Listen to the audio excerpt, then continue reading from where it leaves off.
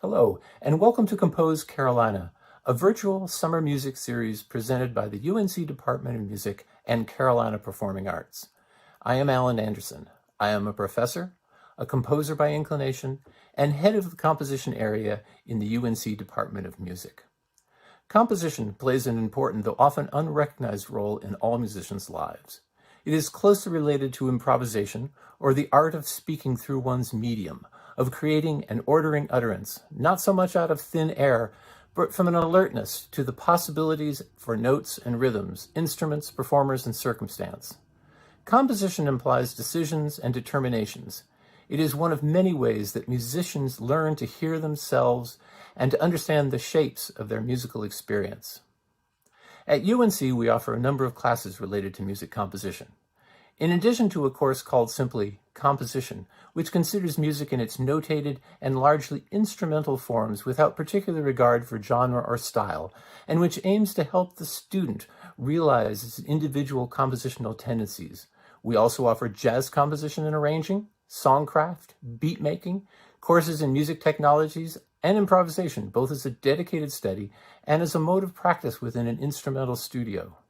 And I will add, composition plays a role in the study otherwise called music theory. While the number of students weaving a path through one or more of these classes is somewhat difficult to tally, students taking composition, often for multiple semesters, number between 8 and 12 at any one time. The 6 composers featured in the Compose Carolina series have all been a part of that class. Their musical inclinations run to chamber music, solo writing for their own instrument, music for jazz band, film music, and free improvisation, but I wouldn't want to categorize any one of them too narrowly. Others who have studied composition at UNC have gone on to write for musical theater, video games, ventured into computer music and sound design, write orchestral music, or music for bands. Over 6 weeks, Compose Carolina is featuring students and recent alumni who have written original works that vary in style and instrumentation, but are connected by the common theme, looking forward, interpreted however these musicians pleased. My composition colleagues Stephen Anderson, whose work spans concert and jazz music, and Lee Weisert, whose work is fundamentally informed by wide-ranging music technologies, will join me in introducing and interviewing the featured composers. We're very excited to share what they've created. It's time to hear some music. Let's meet this week's Carolina composer. Hello, welcome to Compose Carolina. This is the 6th and final installment of this fantastic series put on by Carolina Performing Arts. My name is Lee Weisert. I'm in the faculty at UNC in the music department, and I'm happy to be moderating this week's performance and conversation with the fantastic composer James Larkins. James, welcome. How's everything going? Everything's going pretty well for me. How about you? Great. Thanks for asking. So as you heard in the intro video with Alan Anderson, this series features new composition, new works commissioned by both current and former UNC music students. We've heard just a huge range of pieces, of genres and styles, all on this theme of looking forward. We're going to hear something completely new again today with the piece you've written. I think we'll start. I'll just give a bit of an introduction to you and how I know you. You are a UNC student. You're a rising junior and a double major in music and chemistry. So busy guy, I assume. Yeah, lots of 18 credit hour semesters. Right, maxing out. You are a composer and a cellist. I was aware of you before I met you, having you received the Keenan Scholarship in music for your compositions. So I'd heard about you through that, and although we hadn't met until about a year ago, I think, when you took one of my composition classes. And it was through that class that I kind of became aware of your really deep knowledge of music, for one, all historical periods, and also quite contemporary music as well. And also your creative talent. So for that class project, for example, you composed a film score in collaboration with a film student, and I think it was like a supernatural thriller, if I remember correctly, something along those lines. And I remember just loving your score that you made for that. It had this kind of classic sound, harkening back to kind of the Hollywood golden era of maybe Max Steiner and Bernard Herrmann. But it also had a really fresh kind of boldness, almost kind of modernistic tendencies, exploring texture and technology, using effects and things. So I love that that sound, and those same qualities. I think, having heard the piece you wrote for us this week, we're going to hear that same kind of real craft and historical knowledge with very bold and unique creative voice.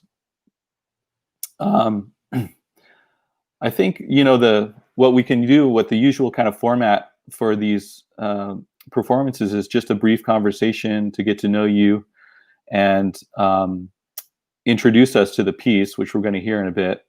Is called Octet for 8 Cellos and Electronics. We can do a kind of a verbal program notes, if you will, and then we'll listen to the piece and continue our conversation after, kind of reacting to what we heard. I would also like to invite the audience to participate by asking questions. You can kind of type in questions into the chat portal there, and we'll save time, maybe 10 or 15 minutes at the end, so that everyone watching can get a chance to ask you a question as well. It's always a very fun part of the interview. Mm-hmm. So we'll just start predictably. I mean, as I mentioned, you came to UNC clearly with the kind of a breadth of knowledge and experience and skill already, both as a performer and as a composer. So kind of curious about, how you got all that knowledge and experience, where you got started in music. Can you talk a little bit about, when you started composing and performing? Yeah, sure. So when I was about 10, my public elementary school had a sort of an after-school, twice-a-week orchestra program where an orchestra teacher from the local middle school would come by, and she would kind of give group lessons. And that was really where I started playing cello, and that was my first experience with it. And as I went into middle school, I started to take a bit more interest in it. It wasn't just something my parents wanted me to do. And I started to realize that because of the way that the program was set up, it was really just for, hey, we're going to have our kids play instruments. And so I started to realize that there were real gaps in how they were teaching music theory. And so I had so many questions about what notes go together. How do harmonies work? How do you write a melody? What exactly makes a key or a tonal center? And these were all things I didn't even have the vocabulary to ask. And so really it became a situation where I would constantly go online and I would try to find out any kind of information I could, just starting from really nowhere. And so that was where it started. It was really me wanting to find out how things worked in kind of a mechanistic way. And also me starting to realize that these pieces that are sort of handed down to us, they were written by people. They didn't just come into being. And these people had to understand the way music works. And I wanted to figure out how I could do the same thing. That's great. So it sounds like largely self-motivated, and kind of, as you describe, just this real desire to know how it works. Music is, of course, it's an expressive language, but there's so much kind of specific theoretical knowledge that you need to kind of know, this kind of the nuts and bolts, like you say. I'm just curious, what kind of online resources were you going to teach yourself how to compose music?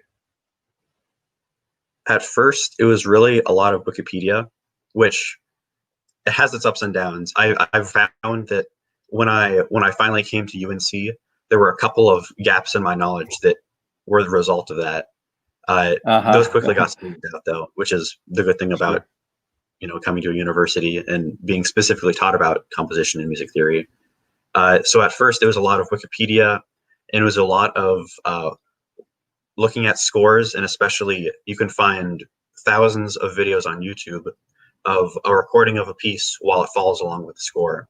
And so I found that incredibly instructive in sort of getting a foothold in understanding the way this music works. Yeah, and actually, speaking of the piece we're going to hear today, also has that same scrolling score format, which I also just love. Sometimes I'll spend hours of my day just searching for scrolling scores on YouTube. It's just so fun to kind of connect the sound with the visual, and in some cases, the scores themselves are so beautiful. They're just kind of artistic artifacts in themselves. That has a lot to do with kind of inspiring you with your own work. At least it did for me. Speaking of, I'm curious about your inspirations. Again, just focusing on those early years. What kind of pieces or composers or mentors did you have that inspired you musically? Really, at first, I think that the pieces that really inspired me to take music seriously were at first a lot of cello pieces, just because I was kind of trying to figure out what exactly it meant to be a cellist, what I could hypothetically achieve if I kept studying. And so I really loved the Boccherini B flat cello concerto. Everybody loves the Dvorak cello concerto. And some of those were some of sort of my first real inspirations and places where I really realized what music can be. Right. And so moving on from that, I of course tried to branch out, and I thought, well, I can't just listen to only cello music. I mean, these same composers wrote hundreds of pieces for tons of other stuff. So I remember one of the first pieces I really fell in love with was the Dvorak Ninth Symphony. And I especially fell in love with it because my mom took me to a performance of the North Carolina Symphony where they played the piece.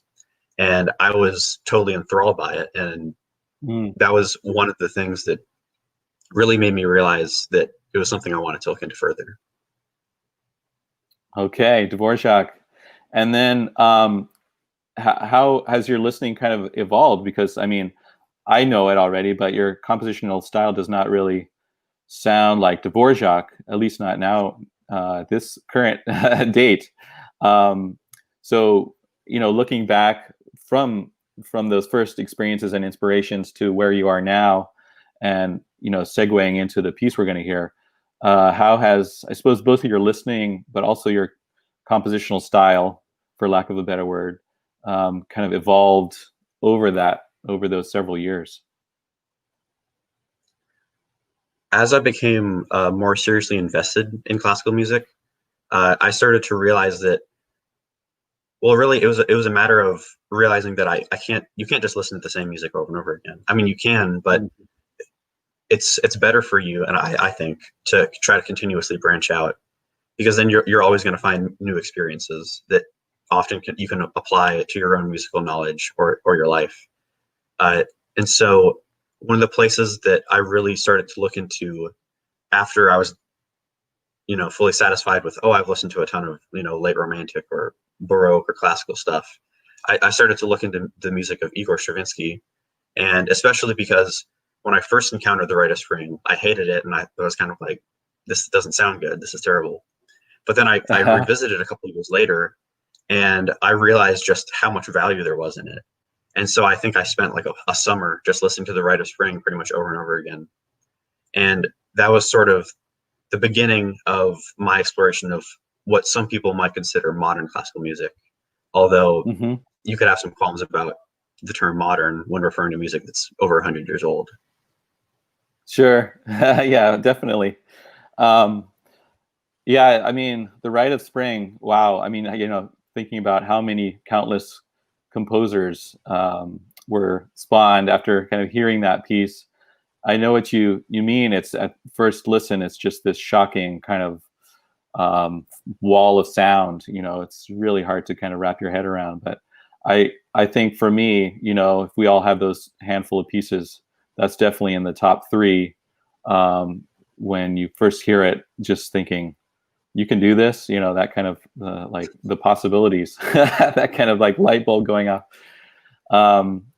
Yeah. So you started, I love this kind of like self-improvement, kind of self-motivating mentality you have, just constantly branching out and trying things, even when maybe you're not crazy about them the first time. Keep digging in, and that's a really kind of healthy kind of mindset that gives you a lot of tools and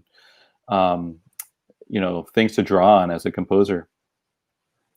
I'd like to turn now to introduce the piece that we're going to hear. Don't want to delay it too long. We'll talk again after, of course. And as was mentioned in the intro, the theme for this whole series has been looking forward. So the composers have kind of interpreted that in a variety of different ways. And it's kind of inspiring the pieces, sometimes directly, sometimes indirectly in the music. Could you give us a little bit of context for how you incorporated that theme of looking forward into the piece that we're about to hear? Yeah. So when I started to write the piece, I knew that I wanted to try to find as many possible avenues for exploration, both of the idea of looking forward, but also some other ideas for composition that I had been recently kind of puzzling over and thinking about how I was going to incorporate them. So probably the most obvious application of looking forward in the piece is in its form. The form of the piece can be thought of either as a fractal or as a rhizome. If you look at it as a fractal, you can see that there's many small motives. There's specifically one small motive that's rhythmic, where the kind of gets amplified from the tiniest scale, just a couple notes, to over the course of the whole piece. Like the specific rhythmic motive that I use most heavily, I mean, there are a bunch of other motives that I reuse and kind of develop, was the idea of a short series of events and then a pause, and then either a repetition or development of that original series of events. And that sounds pretty abstract, but you can hear it pretty clearly if you just, when you hear like the first 2 bars of the piece, it's already there. But you can also look at the piece as a rhizome, which means that if you take a small section of the piece, you could expand that to sort of derive the rest of the piece if you really wanted to. And that's of course pretty closely related to the idea of the fractal, but what it means is that the piece isn't quite so mechanical. It's a bit more organic because of that. And that was something that I really wanted to develop in my own writing, is being able to write music that's more organic, because I feel like that's one of the most difficult things to do, because you always have to think about the passage of time and, after how many seconds is this going to happen? Is this going to sound like it happened too early? Is this transition too early? Should this transition be abrupt? Should it be gradual? Should there even be a transition? And there's so many questions that are sort of more mechanistic that I really tried to explore by doing that. Or the classic one of, how many times should I repeat this? 2 or 3 times. That's really interesting though, because if I'm understanding you correctly, there's a kind of a contradiction between the idea of a fractal and like something that's recursive, right? Kind of the entire is derived from the small, that is at least in some tension with the idea of looking forward, where everything, when you first hear that, you think everything is newly being generated from that wasn't there before. So are you playing with this kind of questioning the linear direction of time by using a structure that's so kind of self recursive, I suppose? Yeah, I guess there is a bit of that, but it's more that the future can only be derived from the past. You could argue that for something to be new is kind of a paradox, because it has to come from the past. And so I suppose there is a bit of that tension. And when we think about the future, we always think about new things, but most of the future is just continuances of current things or past things. Great. I think we're gonna hear more examples of that. I don't want to give too much of the piece away, but there's an electronic element in the piece. The title, as I mentioned, is Octet, for 8 cellos and electronics. And having heard the piece, I know that the electronics are quite a striking feature, element in the piece. I was wondering if you wanted to provide a bit of context for what the electronic part of the music is, and before we hear it, for the first time. Yeah, the electronic part is where I made the political implications of the piece a bit more heavy-handed.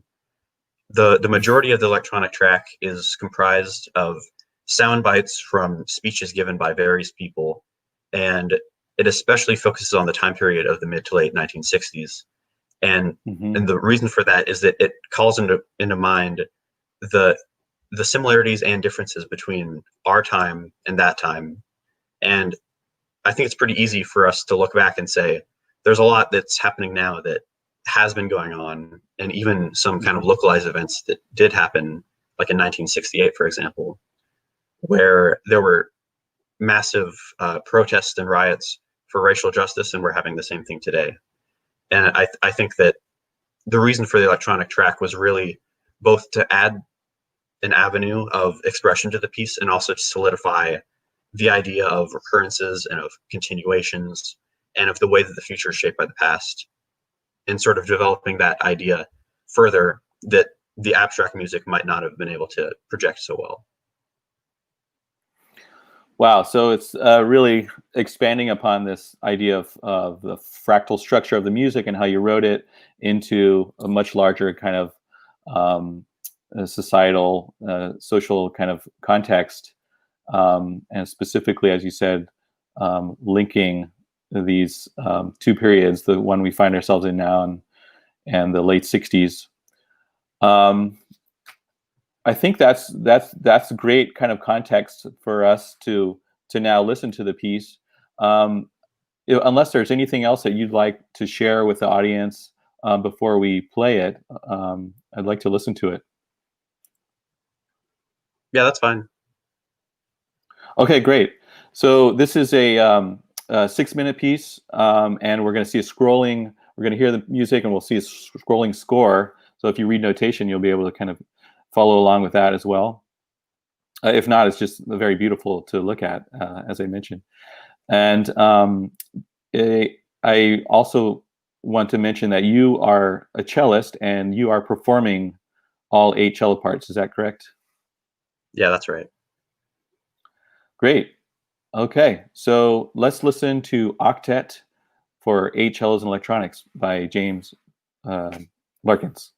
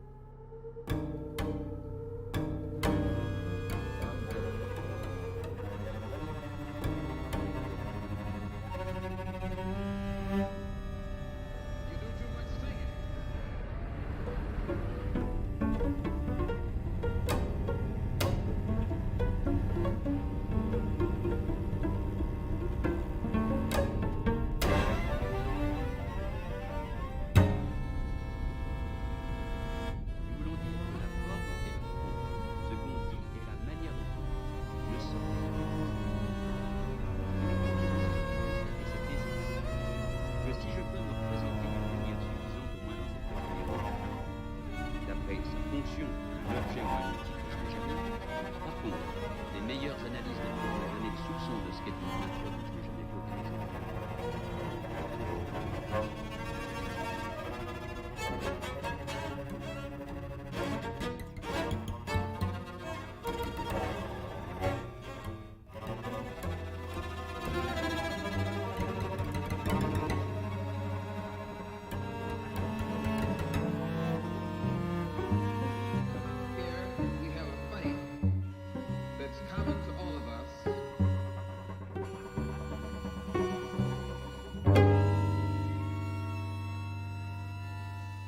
What is it that America has failed to hear?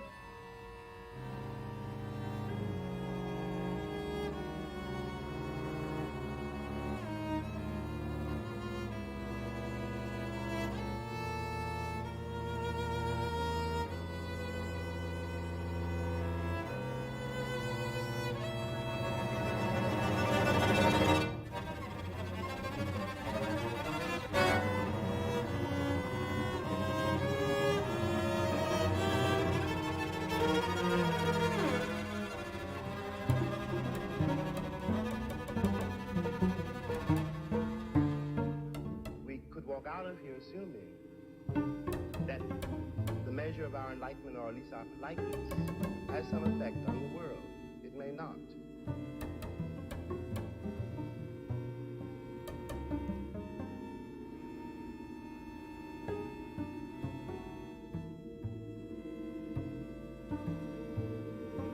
Against the enemy who is common to all of us.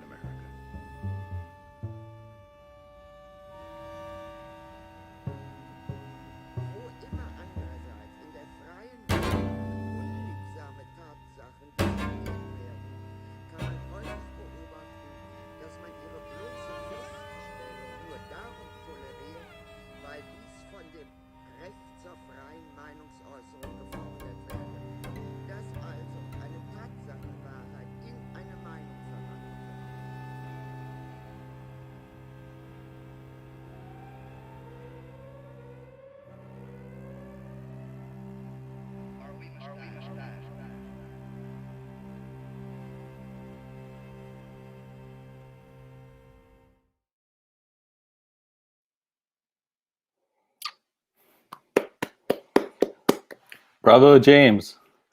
Wow, what a Thanks. piece. I mean, yeah, just so much to listen to. And I've heard it probably 3 or 4 times now. And it really is one of those pieces that the more you hear it, there's always something new you listen to and you kind of focus on.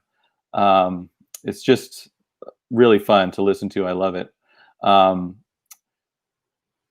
I'd love to hear this live too. That would be quite a show. You think it's possible to put this on live at some point in the future?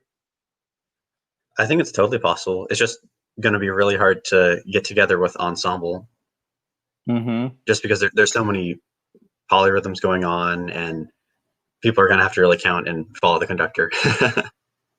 Right, right. I want to talk about the performance in a little bit.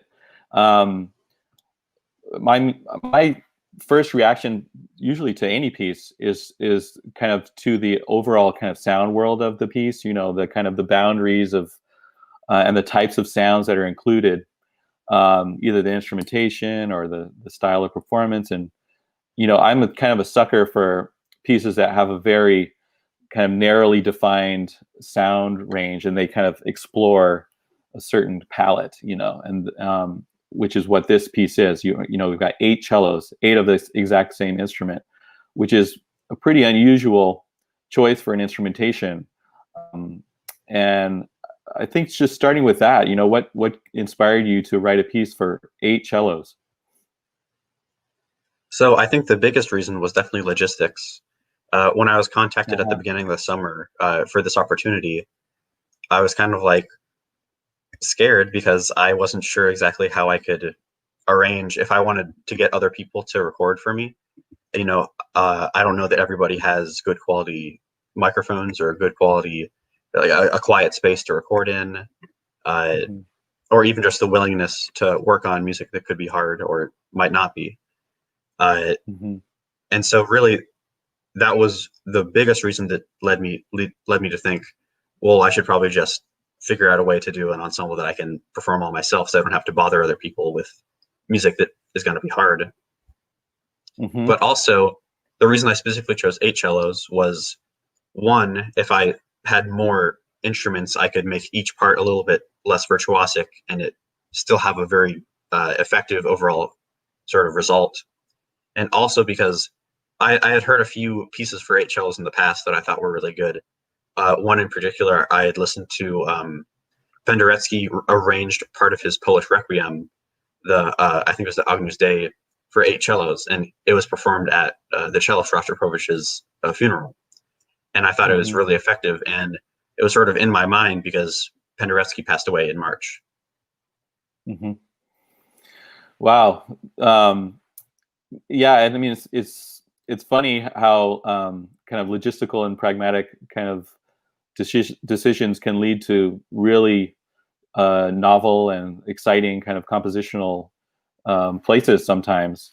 And I guess a lot of that is also thanks to you for kind of realizing the creative potential in what someone else might think is like a kind of a restrictive situation where like, ugh, you know, I'm stuck at home alone. I have to write a piece. How am I going to do this?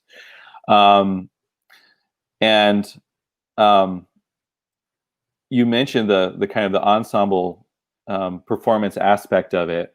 So in this case, again, because of the COVID quarantine, you know, you had to play all the parts individually, each one at a time, I'm assuming. And this is commonly referred to as overdub recording, right? Where you'll get maybe a digital sequencer and you'll record the first part and go back and record the second part one at a time. And it's a kind of a common technique with recording, primarily in like popular music like rock and hip hop. I think it's not uncommon to do that, where you have a kind of a beat, a metronomic kind of beat, and everyone's got their little section that they kind of insert, and it kind of locks together like a jigsaw puzzle.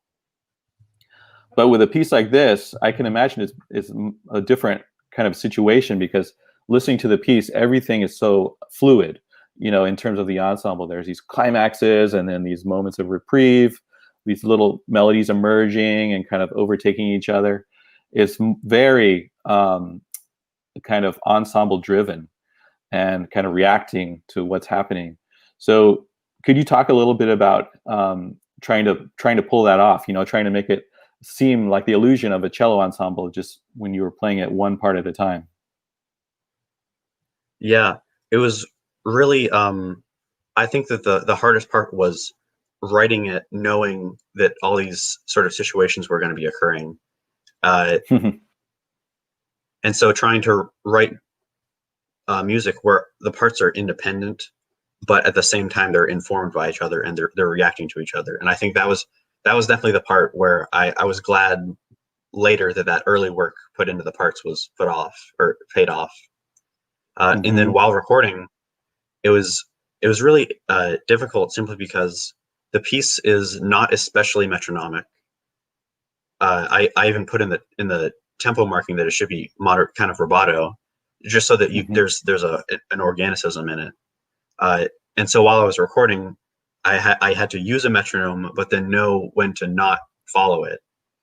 And so that was interesting. It took a lot of effort, and it was a lot of me deciding beforehand, before I would record any of the parts. Okay, this is the part where there's going to be a bit, it's going to be more relaxed, or here's a movement that I think won't be exactly in time. Oh gosh, that sounds really hard. So you're listening to a metronome, but also trying to create a kind of rubato effect as you're performing it. Yeah, I mean, I'm not going to act like I'm perfect at following a metronome all the time anyway. Okay, there you go. I thought it was really effective, and I think, maybe thinking about it a little deeper, I mean, part of that is works effectively because of the way it was composed. So you have certain groups of cellos playing together, and certain parts have more freedom. So you can kind of get away with that, and just by virtue of the way it's composed, it sounds very fluid, even though maybe it's played to a metronome, just because of that's the style. Sticking with the instrumentation angle, I was struck by all of the unusual sounds that you featured in the piece. Unusual for what most of us think of as the cello sound.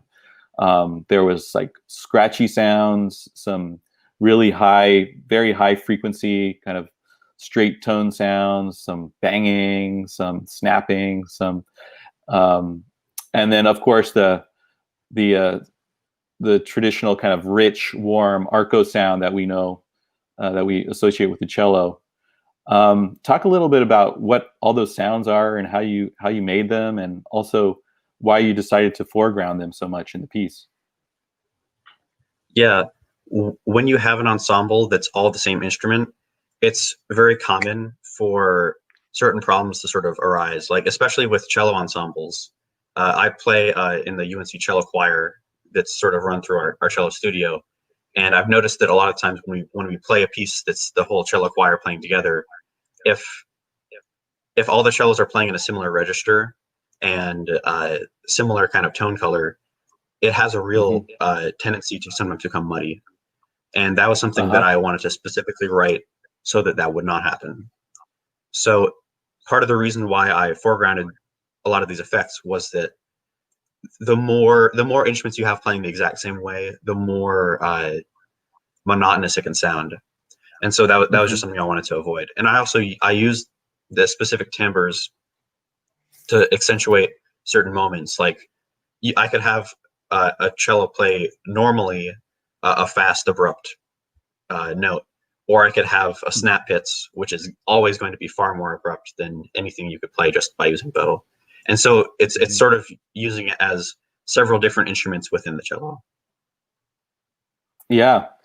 Some people would refer to these as extended techniques, right? So like, for example, a snap pits you mentioned, it's like in pizzicato, it's just plucking it.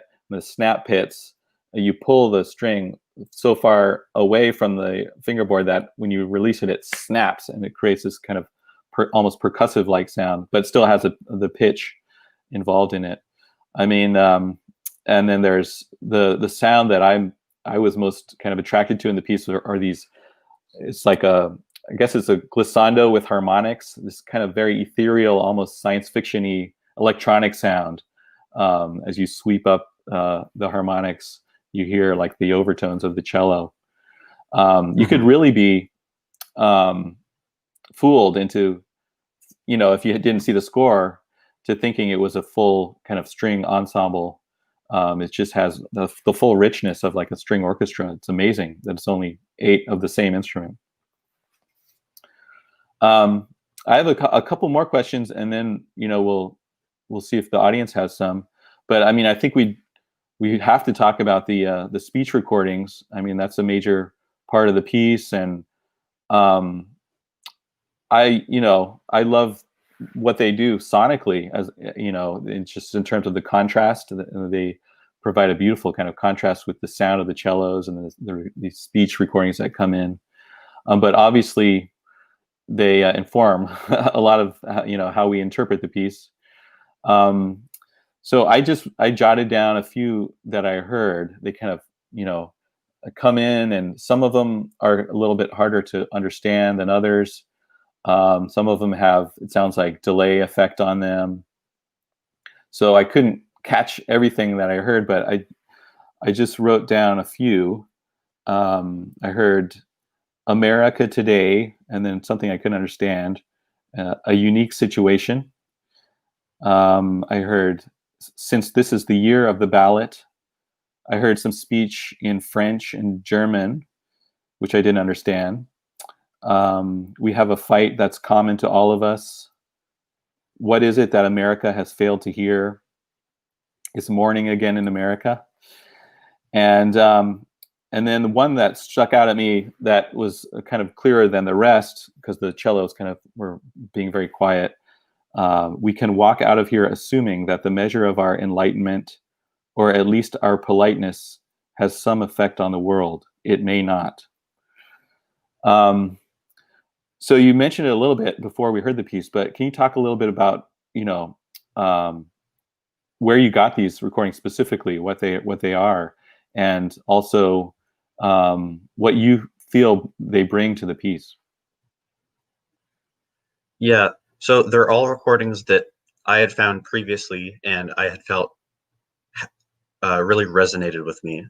And they're all from tons of different sources. Like the first one you hear, which is America Finds Herself in a Unique Situation, is from Malcolm X. And then he's almost cut off right before the cellos come in with the first half of a quote from the famous LBJ Daisy ad, where he says, "We must either love each other," and then it's immediately cut off by the entrance of the cellos.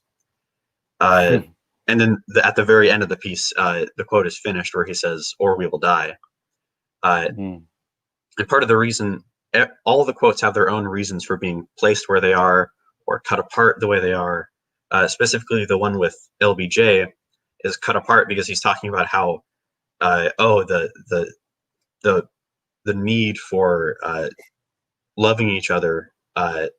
It sounds especially hollow coming from him, who, because of his role in expanding the U.S.'s role in Vietnam, his failures in the case of civil rights sometimes, it sounds kind of hypocritical coming from him.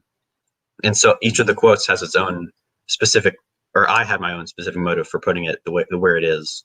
The quotes in French were from a French philosopher named Maurice Merleau-Ponty, who is an existentialist. And in the piece, I'm mostly quoting him, where he's talking about sort of the nature of art, where he's talking about how while you can analyze art and you can interpret art, that will never take precedence over the actual experience of it itself. And so that's my way of kind of undermining the idea that by talking about this sort of thing in art, that we're going to actually fix anything. I think that it's very easy for people who are composers or who are artists in general to think that they're going to change the world just by writing a song or something. And I think that that's a dangerous belief, and it really it enables a sort of complacency with issues that really take direct action. I mean, your concept for the piece is really, it's like watching a fractal in real time, because you're talking about the minutia of the rhythms, and then how that expands to the structure of the piece, and then you expand that to the kind of the historical analogies to what's happening, and now even beyond that, you're talking about the piece itself and its own ability, or perhaps inability, to kind of affect social change. It's kind of really fascinating to hear you kind of unpack almost, as you say, a kind of rhizomatic way, this central concept. I see we have some questions coming in from the audience. So you want to take a couple of those? Yeah, sure. Okay. Chris is asking, we got to this a little bit. James, do you hope to perform this live in the future? The way I created it, I think it would really benefit from a live performance. I created the electronic track so that there's a lot of leeway where even it being just an audio file that you could just play while the cellos are playing, as long as they come in at the right spot, it doesn't matter so much if they're a couple beats ahead or behind the correct time in the audio file, because the way that everything is, it's set up so that it has a lot of leeway. So I think that it really has the potential to be performed live. It's just a matter of, I mean, you can't really have a live performance in the current situation without getting people sick. So maybe in a year or two. Mm-hmm. And how would you do the electronic aspect of that? Would that be kind of performed as well, or somehow synchronized? I think that if you just had a speaker system, you could just play it while the players are playing, as long as they come in just to cut off that first LBJ snippet, everything will line up. I've done that because before nothing else is, too. Yeah. Yeah. I was going to say nothing else. Go. Sorry, we keep cutting each other off because of the delay. Go ahead. I was going to say ahead. that nothing else in the piece needs to be at a very specific moment in the music. Yeah, and it works well. The way that you use electronics in the piece is that you have these isolated excerpts or samples even, which could be triggered by a performer playing a sampler like a keyboard or something. I've done that before, and it's a very convenient but also musical way to do it, because the electronics are also interacting and flexible and moving with the players too. I would love to hear this live. That would be fantastic. Here's another question. Are you currently working on any other compositions? I'm not. After working on this, I really felt like I need to take a breather. I only finished it like last week. And it's really a question of what are the opportunities going to be for me in the next semester, because I don't know what my composition class is going to look like. And I really want to avoid writing a piece that's going to kind of not go anywhere. Yeah, absolutely. That's smart. You know, I mean, we always as composers have to kind of hold these practical ideas in mind as we're working. You did, I don't know if you want to talk about it, but you did mention a kind of installation that you were envisioning that could be performed in the current isolation climate. I don't know if you want to talk about that. Like, you do work with electronic sound installations too, right? Yeah, I don't know if that's gonna pull through. I mean, for all I know, we're gonna get sent home after a week of coming back to campus. But I did submit a proposal for a sound installation in the Hill Hall Rotunda, where you have multiple speakers kind of set up throughout the space, so that instead of it being a performance where everybody's cooped up together to listen to a couple of performers, people can just kind of walk through, and as they walk by each speaker, they're going to have a different kind of sound experience, or they can walk into the center and hear everything together. Yeah, that's a really cool idea. I'm hoping that we can make that work somehow. I mean, again, I really miss going to a concert hall and hearing live music, but in some ways, it pushes us to kind of come up with interesting new ways of experiencing music, even in a format such as this, of course, but a kind of an outdoor social distancing sound installation experience sounds amazing. I think people would just love to experience something like that. Here's something else coming in. It says, not a question, but we have a great comment. your publication of your work should most definitely include your comments/summary of the concepts, included in the composing of it. I could kind of rephrase that. I mean, that's definitely true. I mean, it adds so much to it, and it brings to mind, the question that a lot of composers have is like, how do you communicate all of these things outside of a conversation like this? The title struck me is very nondescript, like octet, right? How many instruments are playing? So that doesn't give us too much to go on. What do you think? I mean, in the absence of a format like this where we can kind of converse in front of an audience about what's going on, do you feel that piece would stand alone and be effective without any further commentary from you, or do you feel that some sort of written program note or explanation of it is necessary for the piece to really come off the way you want it? I think that, well, I mean, first of all, a lot of this information would definitely be sort of I'm going to create a few scores of this when I get back to campus and I can use the student store's printing shop. But in the front of scores, we have what's called front matter, which often has program notes and helpful tips about what a certain notation means, and that's definitely going to have a lot of information about sort of the background of the piece and the implications of it. But to a large degree, I don't want the existence of the piece to sort of depend on somebody spoon feeding you exactly what it means. I think that anybody who listens to it and is paying pretty close attention can figure out. I mean, they're not going to automatically know everything that went into it, but I think that when you listen to it, you can hear that a lot went into it, and if people want to, they can kind of dig deeper and they can definitely figure it out. It's not hidden super deeply. Yeah, I totally agree with that. I mean, especially in this piece, with the speech recordings, and all of the kind of the way you structure the piece, a lot of it is there already. And I'm kind of ambivalent like you. I mean, it's fun to kind of talk about like, what does this mean and why did you do this here? But it's also part of the journey, not only as composers but as listeners and as consumers of art, to kind of dig into a piece and really find out how it works, and it's fun to have a little bit of mystery and things that you can dig into and kind of interpret on your own, rather than having everyone, this is what it means. Okay, thank you. Period, done.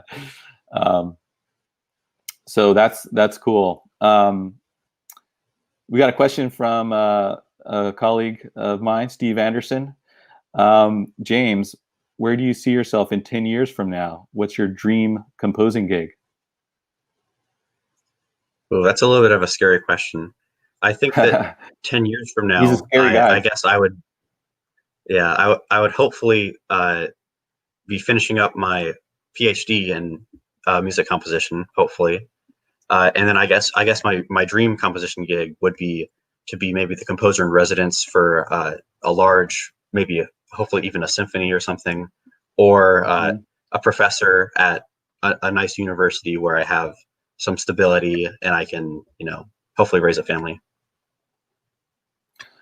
That's great. So you're determined to study music composition in graduate school.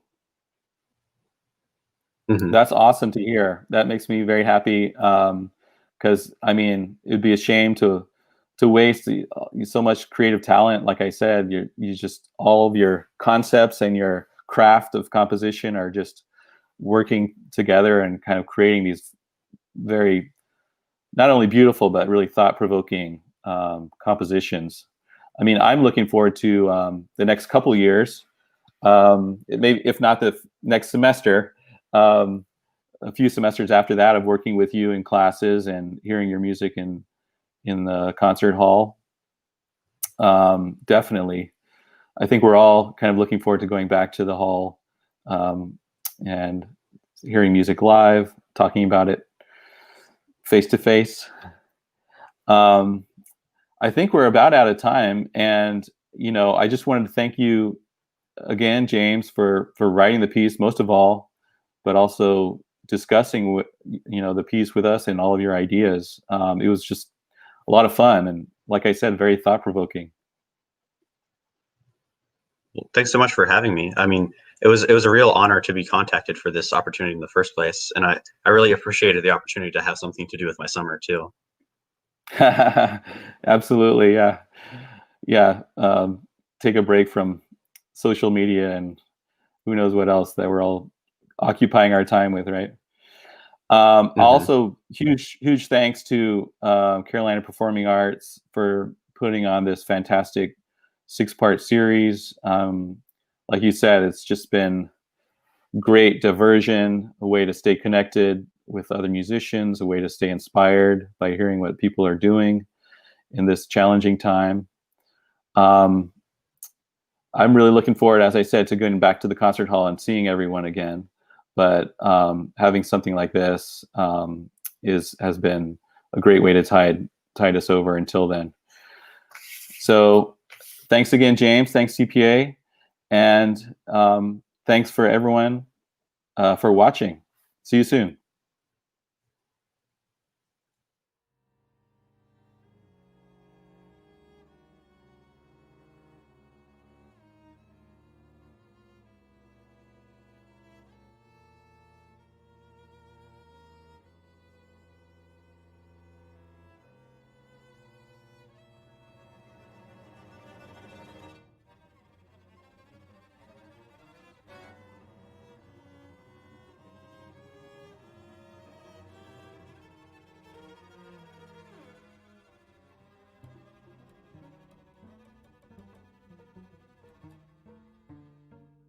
We could walk out of here assuming that the measure of our enlightenment, or at least our politeness, has some effect on the world.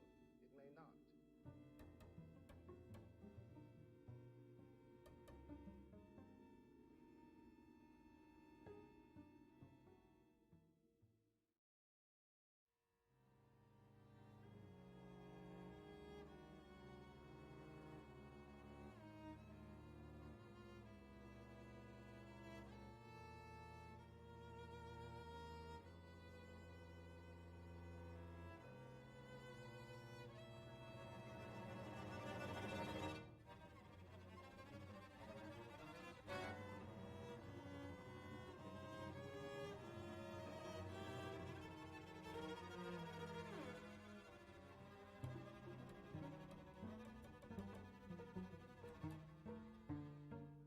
We could walk out of here assuming that the measure of our enlightenment, or at least our politeness, has some effect